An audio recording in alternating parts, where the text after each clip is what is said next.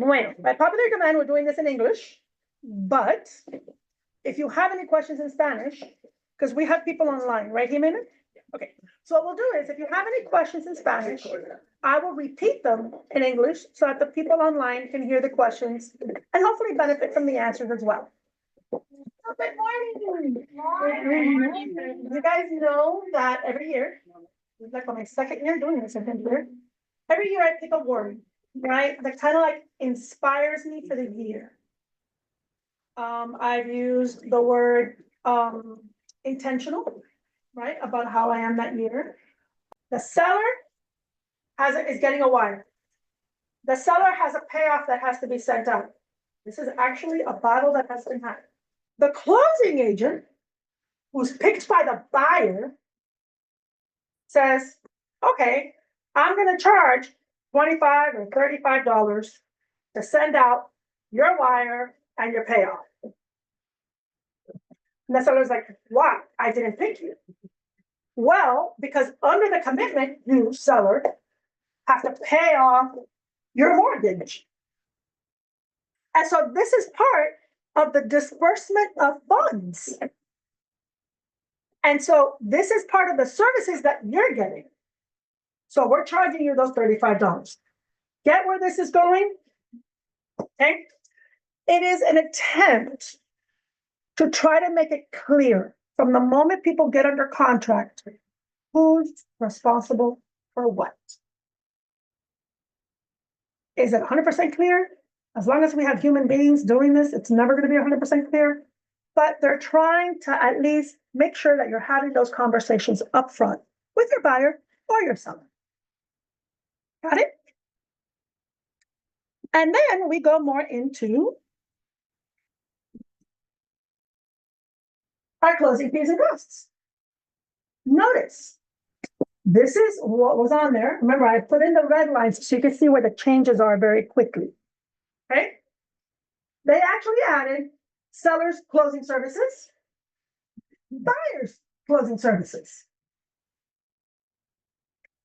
So if you needed that document, seller, to come from that title, another example, an association was not sending the affidavit that needed to be recorded.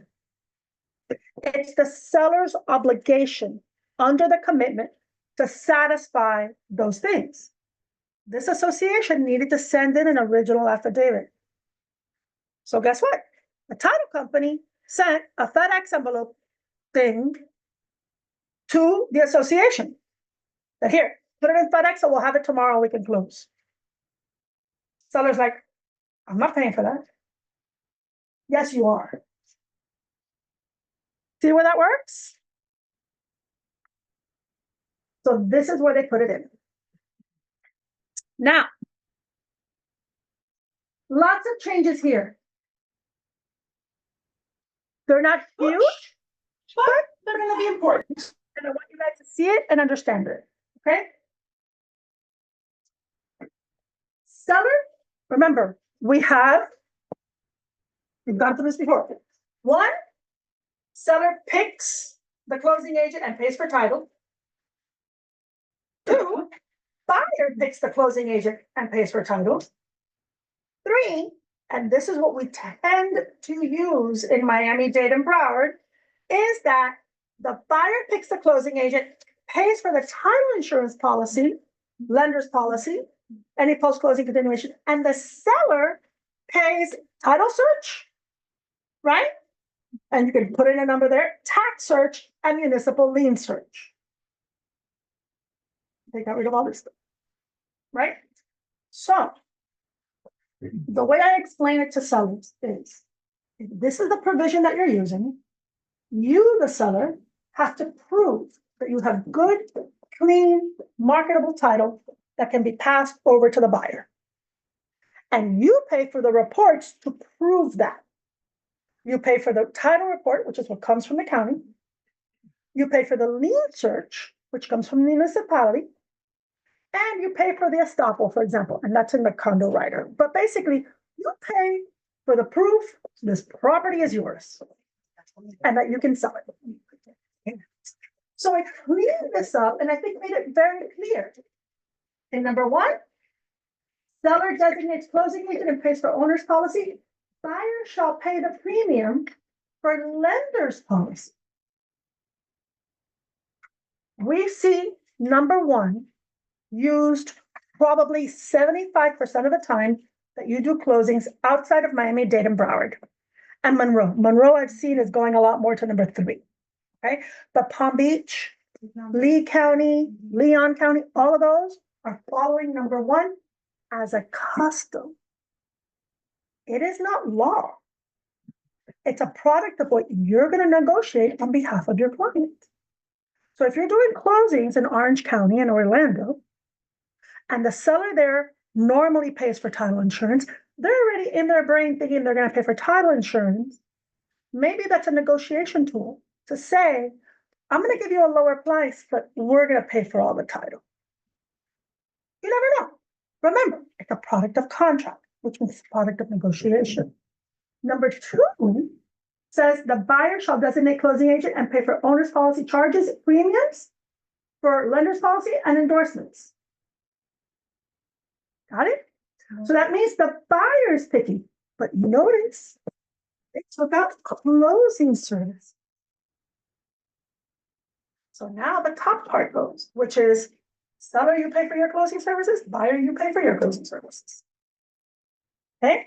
In number two, it used to be that once the buyer paid for everything. That's not the case anymore. Got it? So those are the changes.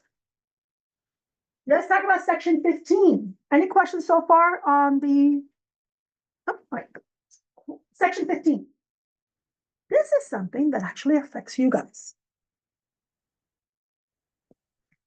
And this goes more into the whole NAR settlement, who's paying commissions, how are they getting paid. Before, it used to say, if the buyer defaulted and the seller was keeping that deposit, because the buyer defaulted, right? That seller had to split their deposit, according to your listing agreement, with the listing agent.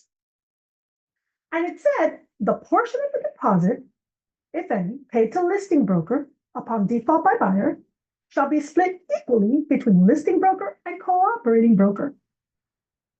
Provided, however, cooperating broker's share could not be greater than the commission amount listing broker agreed to pay. Now they've taken that out completely. If there is any agreement to share a deposit after a buyer default, it may be in the separate agreement that you have with that listing broker, if you're the cooperating agent, or not. But it's not part of the contract any longer. Remember, NAR says that the commissions are something that needs to be negotiated really outside of the contract, right? It really shouldn't be coming into here, because guess what? There might not be any obligation. If the buyer is the one obligated to pay your commission, then this has nothing to do with you. Why should the cooperating broker receive any funds from a buyer default when the buyer is the one that's supposed to pay you commission? They may have to pay you commission under their brokerage agreement with you. Remember, there's language in the commission agreement that says if the buyer defaults, they still owe you their commission that they agreed to pay you, right? So this is old leftover language when it was assumed that the seller was paying commissions. So that has been removed. Okay. Now, the next change, which I love, because when they came up with those great, well, I like GG, I'm not a big fan of FF, the addendums, right, that are now part of the contract that you can attach as part of the buyer's offer saying, hey, we're doing this. If the seller pays commission, here's our offer, right? Those had been left out of the addenda section. Now they're there. They also renumbered some of the old ones. Pretty much they're all there. The important ones are these. FF, and GG. We had a class on those, okay? But at the time that they passed the addenda as an approved form, the contract still didn't have a space for them. I also take this as an opportunity to remind you that when you are dealing with a title company, an attorney, whoever it is that is representing your client or assisting your client in the process, and you send them the contract, it is super important to send along all the riders.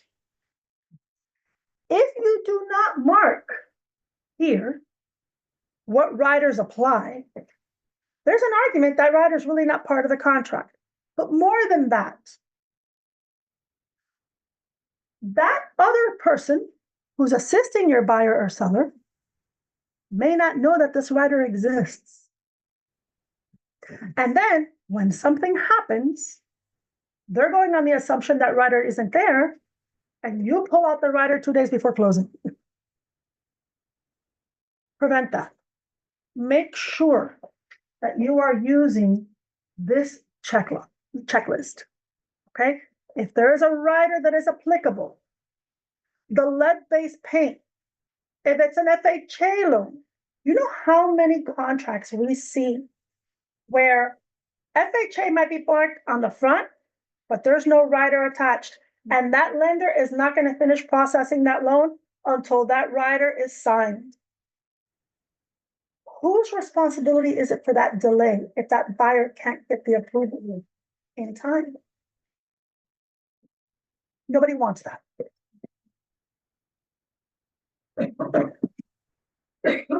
Now, our condo rider. Again, I want to make sure you guys are using the latest version. 2024, that's what you want to see in your condo rider. Okay. 3 sections changed. I might touch on a little bit more than the 3 sections because I keep having the same issues, questions, problems with agents. Luckily, they're not the ones that I know attend these sessions regularly. You guys know your stuff. But there might be somebody new, listening, so I want to make sure everybody's on the same page. Section 6, request for documents. What document is your buyer requesting? Section 10 is the condo governance form, which, Jimena, as part of the email that we sent you, it's attached there. I want to make sure everybody has it. Like, there's no excuse for them not to have it. It is more important now than before. And section 10, all these great new, okay.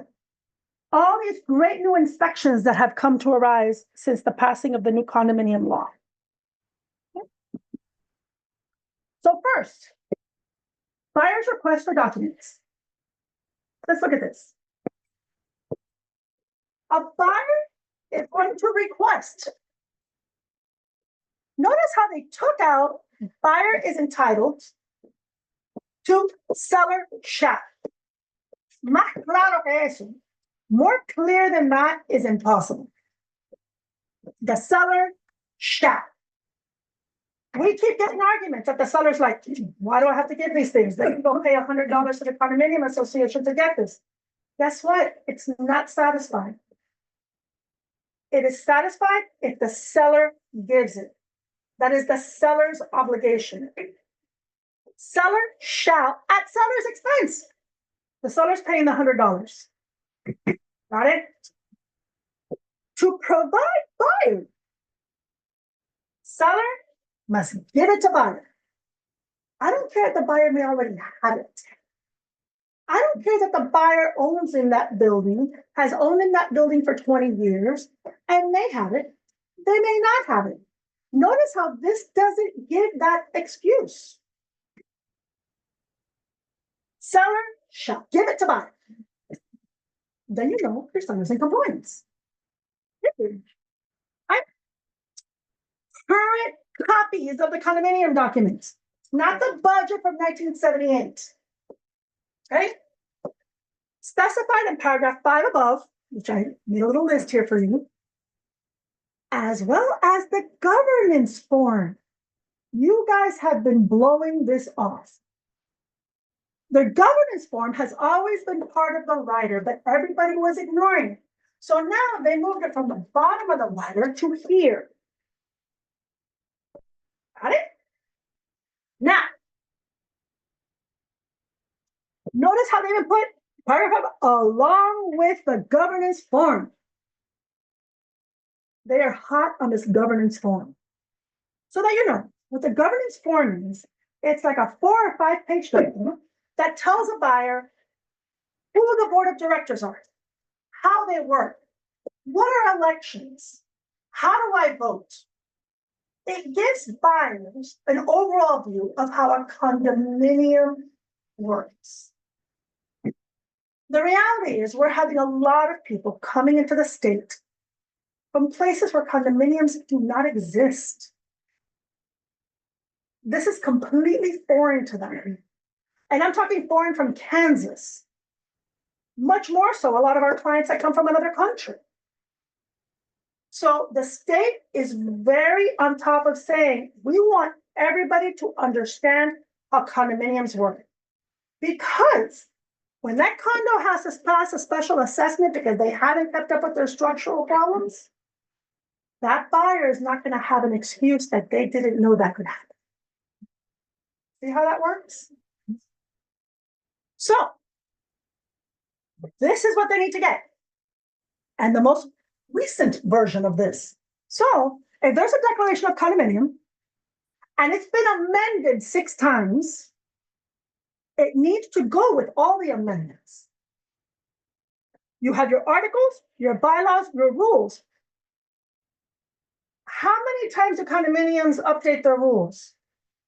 Sometimes every year. Your seller needs to make the investment of $100 to get the latest one, and you're just going to copy it to everybody. The most recent annual financial statement and budget, and the frequently asked questions and answers. This is the list. In addition to the governance form. Okay. So I want to make sure you guys have that very clear. I mean, I'm so good, I got ahead of myself. This is the condominium governance form. It's a little packet. Jimena has it.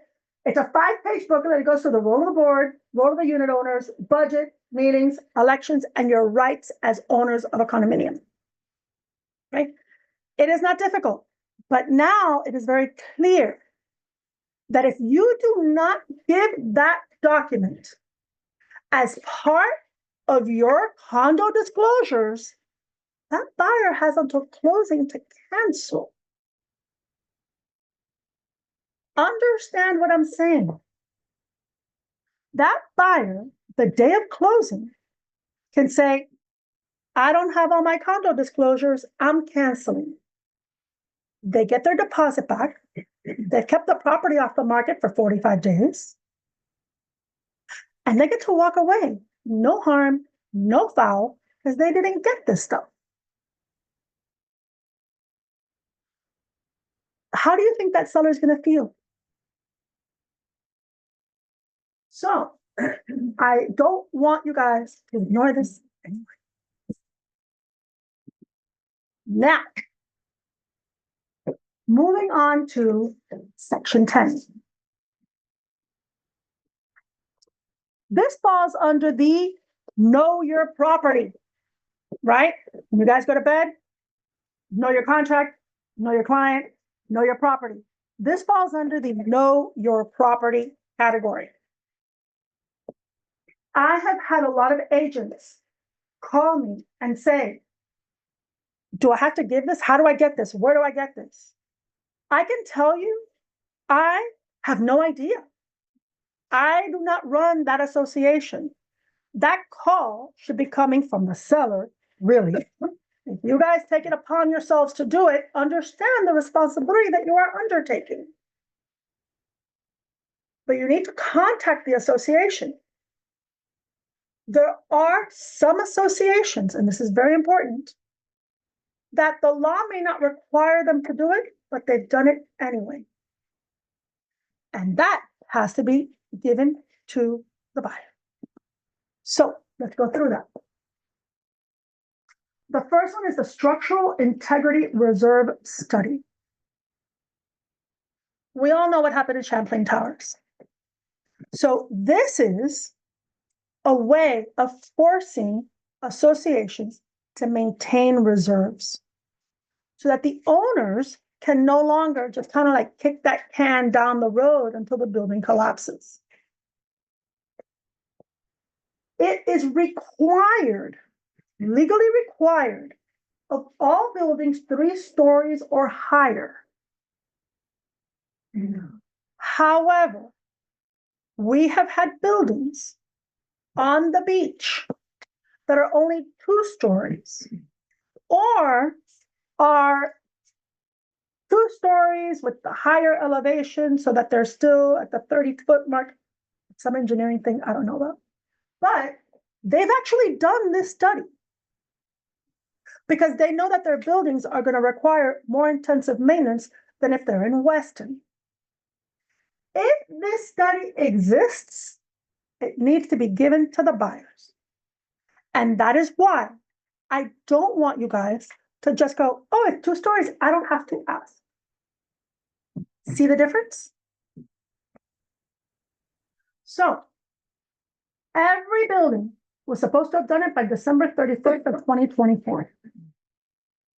Have they done it?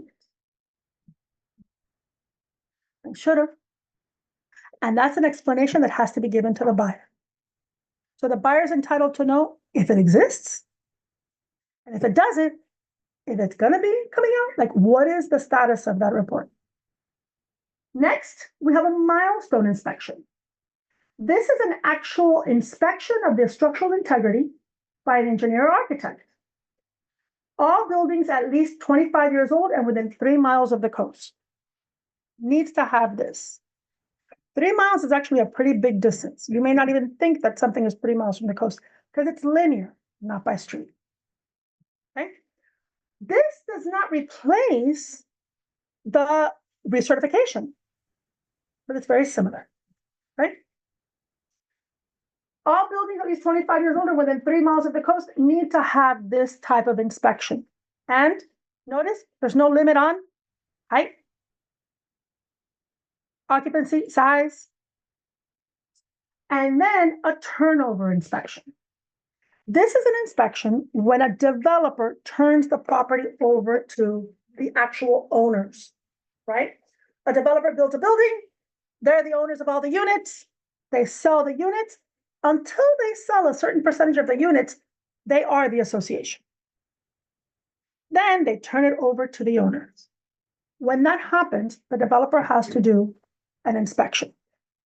Remember that there's a lot of buildings, I'm sure you're familiar with them, where the association is suing the developers for defects that exist in the condominium. That is affecting loans. Some lenders won't lend on those buildings, right? Some insurance companies aren't insuring if there's any life safety violations. That turnover inspection is supposed to kind of set the floor for those things. If you're dealing with a building that has been recently turned over, recently meaning within the last 5 years, this inspection is actually very important for your buyers to have. So now that you know what they are, let's talk about what's required under the contract. A, the association, one, has to be checked.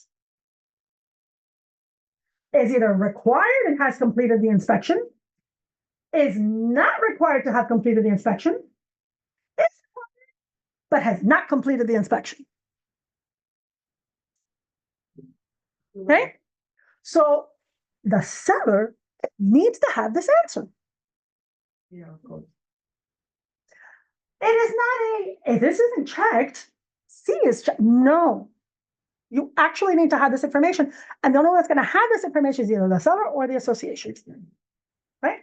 So, this, if you are representing the buyer, I swear I got this question the other day. Someone was representing a buyer and says, which one do I complete? I'm like, you shouldn't be completing anything in the condominium rider. You as the buyer aren't disclosing anything. All that has to come from the seller to you. You attach the rider and you say, hey, fill this out. And after they fill it out and they disclose, then your buyer accepts. Right? It is not the buyer that's disclosing to the seller, it's the seller that's disclosing to the buyer. So you're not filling this out. Seller, you need to disclose this. Turnover inspection report. Check only one option. One of these has to be checked. One is required to and has completed the turnover inspection for a turnover inspection performed on or after the 23rd. See the avoidability rights. Two is not required to have completed a turnover inspection report for a turnover inspection report on or after July 1st of 2023. Because remember, there are some associations that got turned over eons ago, right? ¿Cómo yo voy a saber? Dependiendo la situación del edificio. Tiene que ser lo que es. ¿Hay reporte? No hay reporte. Si no hay reporte, ¿por qué? ¿No es requerido? ¿O todavía no lo han hecho? Aquí yo no recomiendo porque no es una cosa recomendada. Tiene que ser lo que es. Hang on. The question was, what do I recommend that be filled out? Guess what? I have no recommendation. It has to be what it is. Si no lo han hecho, si el seller envía a cerrar que no lo han hecho, el loan no va a pasar, ¿verdad? Entonces, ahí llegó la oferta. Depende. A menos que sea el caso. 3 is required to have completed the milestone and has not completed the inspection? Or is it the turnover? Is not required to have it. Is required or not required. That's it. That's what there is. This isn't a Chinese menu. You don't get to pick 2 from column A and 3 from column B. It is what it is. It either exists or it doesn't exist.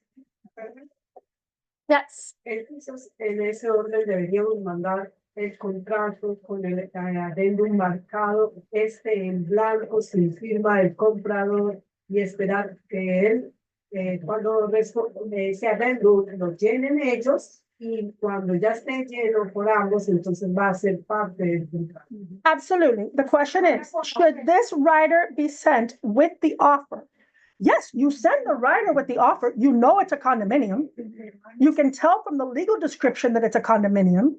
So you send the condominium rider, but as a buyer, you're not disclosing anything to the seller. Yeah. The seller has to disclose it to you. So once the seller completes the disclosures, then that's when you as a buyer accept. Remember, the way contracts work in general is there is an offer, right? If the other side adds things, changes things, that's a counteroffer. Coming back. You as a buyer, if you are the buyer, you can't fill this, you shouldn't be filling this out. This isn't your knowledge to have. The seller is the one that has to complete it, because guess what? If it is wrong, and this happens sometimes in the amounts, if that seller didn't fill it out, and what have I said? DocuSign is not your friend. If that seller didn't fill it out, you as a buyer put in a number. That seller sends it back to you. Who's at fault when that number's wrong? Who's at fault when the wrong box is checked? ¿Podría el listing agent solicitar a la asociación? ¿Sabes? Ponerlo como un anexo. Should the listing agent, the question is, should the listing agent be communications with the association? I have said this many times. If you are the listing agent, you should be working with your seller to get all the information from the association. The moment you take a listing, do not wait to get an offer. Do not wait to have that in-house. You took the listing. The next call is the seller with you on the line to the association to start getting all of these documents and answers. Y en ese caso el buyer podría tomar ese documento y llenarlo con The buyer no lo llena. no, así lo que la listing agent The listing agent is the one that's giving you all the information. If you took the information from the listing agent, you have a better argument. But in all honesty, under contract, the seller is the one that has to give the disclosure to you.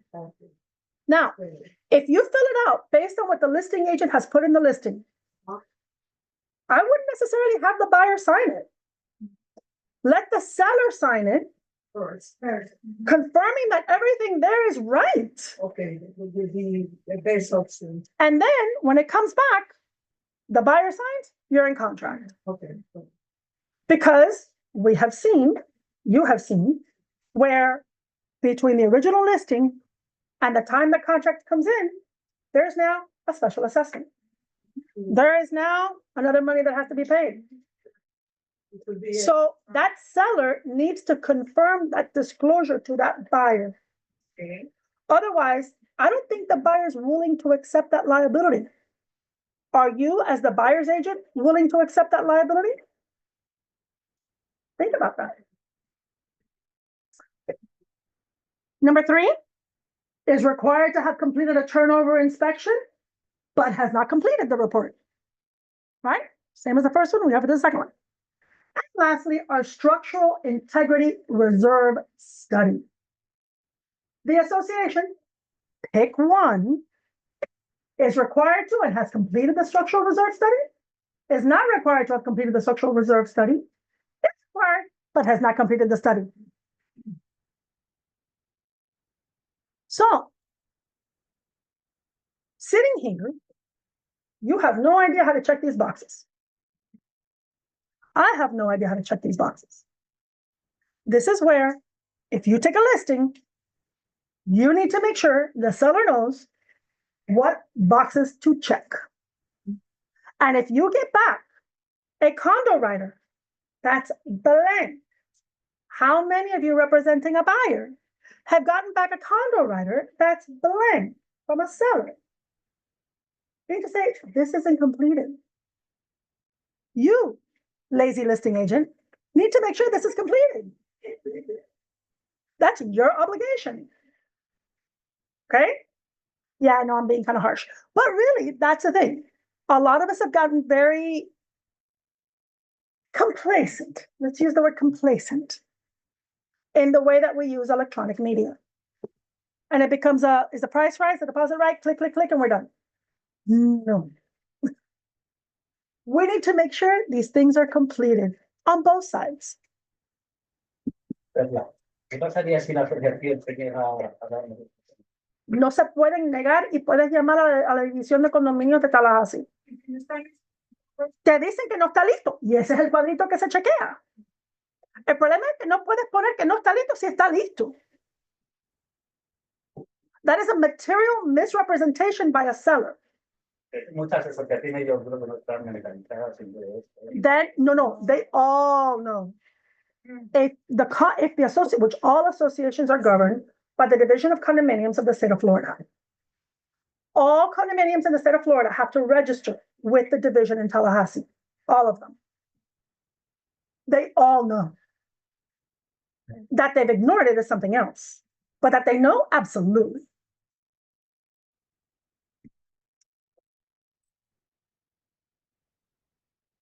Look, all this that they added to the condo there.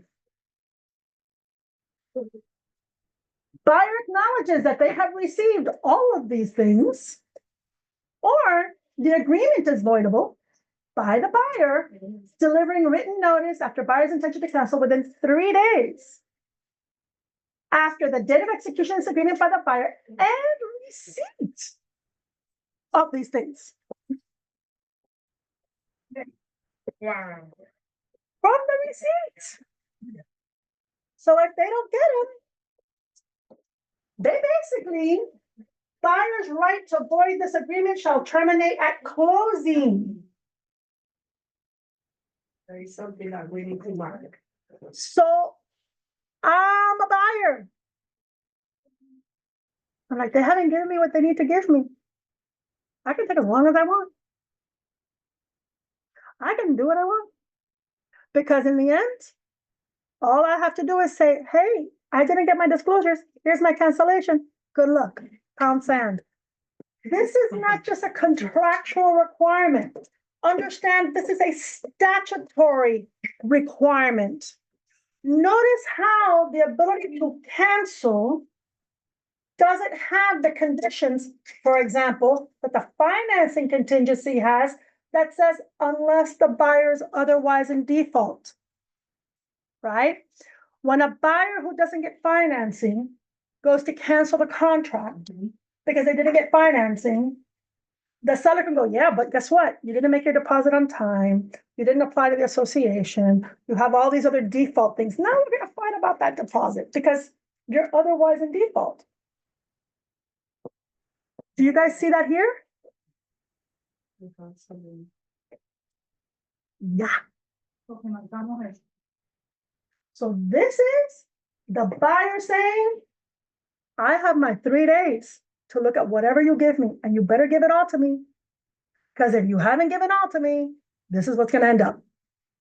That is the only thing that we need to mark in this. No, there's a bunch of things in the rider that you're going to mark. This is what we're concentrating here so that you know this is where the association, if the association has completed the milestone inspection or a turnover inspection or a structural integrity, then the buyer either says, I have all 3, or I have 3 days to review it from the time you, the seller, give it to me. Got it? But it's something that we need to mark. Yes, absolutely. It's the only part that I need to. Check 1 or 2. Yes, because if you don't have it, you want it.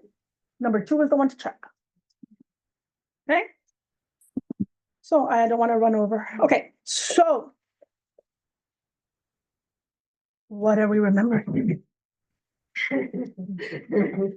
Number 1, which I didn't even write here, but I want to make sure I repeat this to you over and over and over and over and over and over again.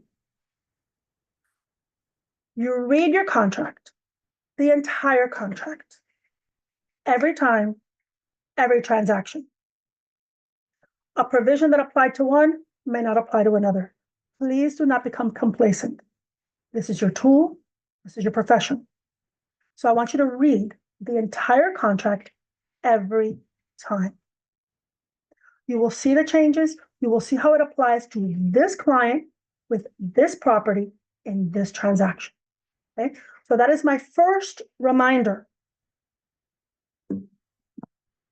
If you are the listing agent, get all the report information at the time of the listing. This next little point is not a change to the contract, but this is the part that I said I want to take a moment to remind you about this. This is becoming a very heated part of litigation right now. Remember that the condo writer says, and a special assessment is pending if it has been in the last 12 months of the agenda or minutes. That means 8 months ago, they talked about that they're going to need a special assessment for the roof because they got a notice from an insurance company. That came up 8 months ago. There's no amount yet. They're kind of thinking about maybe finding a contractor, but it got mentioned. It's close. You close. The next month, they pass a special assessment. Who pays that special assessment? The seller is getting sued. Because the seller is on the hook for disclosing the special assessments, not only that are passed, but that are pending. And if the seller doesn't disclose the special assessments that are pending, the seller is obligated to pay them even if it's after closing. Understand the volume of litigation that we are seeing right now with buyers finding out a year later that something had been pending when they closed on their property.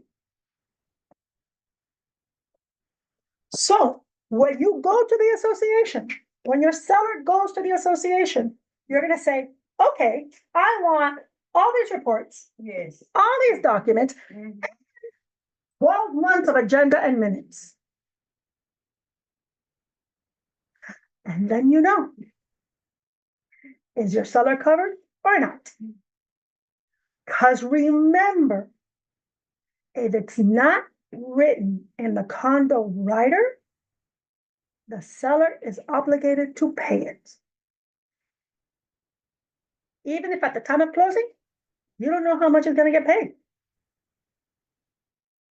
Are we clear on that? I want to make sure I drum this into your head. I just got a question on this. I had to fight an agent and a seller last week on a contract. Well, they're saying that, yeah, special assessment's going to be needed, but nothing's been passed yet. Write it in there. Write it into the rider. There's contemplating a special assessment for this. No amount is due. Nothing has been passed. Write it on there. What's the harm? Yes. Y hay una comunicación en algún meeting de que va a venir y usted quiere hacer. ¿Tiene esta sentido? También es, ¿se aplica? I would disclose it. Why not?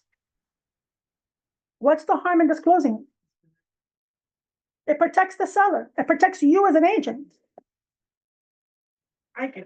The way that the contract is written, it says the last 12 months of agenda and minutes. Okay? Now, if you think, if you know, if you might, if they talk, what's the harm in disclosing it? If you disclose it and you mark that the buyer pays it, then the buyer knows, hey, I might get hit with an assessment, but I'm accepting it. Punto, move on. You are better off disclosing. Please always consider that. You're not going to scare away a buyer. You're not going to scare people away. You are protecting your liability as the agent. Heads up, there's a lawsuit. A lawsuit because the seller changed the configuration of the building, demolished something, but the property appraiser's office hadn't updated their system yet. So the property appraiser information that came into the listing showed 3,000 square feet, but the property is only 2,000 square feet. It was never disclosed. The realtor and the seller are getting sued. I want to emphasize to you, there is no downside to disclosing.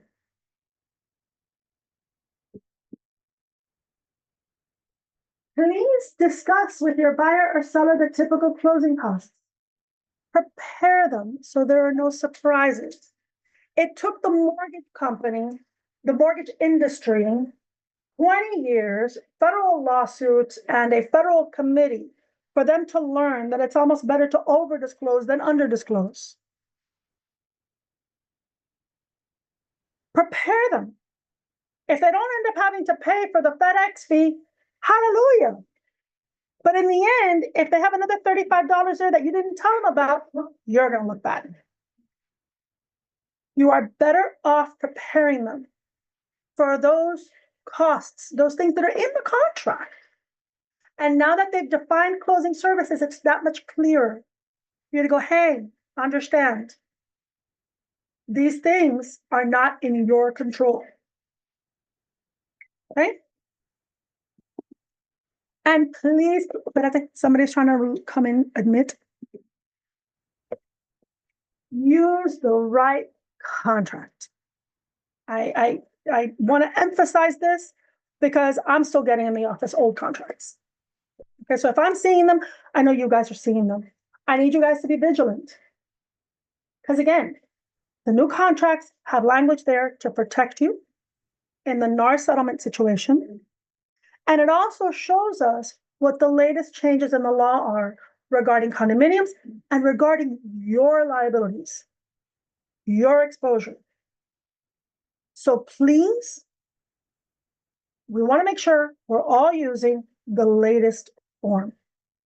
I'm not so worried about you guys as buyers because I know what you're sending out is the latest form. I'm worried with you guys as the selling agent because what you're getting may not be the latest one. So I need eyeballs on everything. And also keep in mind that if you guys are using platforms like Dotloop, that it's not a platform approved by us as a brokerage. I have no control over those forms.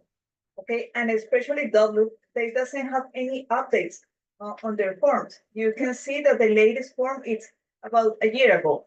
So please use Skydrow forms or Form Simplicity. Absolutely, absolutely, because those other forms are not protecting you. And if you use forms that are not under your broker's purview, your broker's insurance may not even protect their E&Os. Because in order to be covered, it has to be what your broker has set forth. So please, please, please be very vigilant over that. And lastly, did I take what? Oh, because I clicked on this thing here. Come on. Keep taking lessons and asking questions. I understand that Amber kind of touched on this a couple of weeks ago. Guys, you know what? Every time you take a class, you may think you've heard it before, you'll hear something new. Or you may have had a new experience with one of your cases, or you may have had a new experience with another agent. All that will come to bear. So the more of these that you do and the more times you hear it, the more it's going to sink into your brain. Because I know when you go to bed at night, you're thinking, know your contract, know your property, know your client. Okay? So, any questions?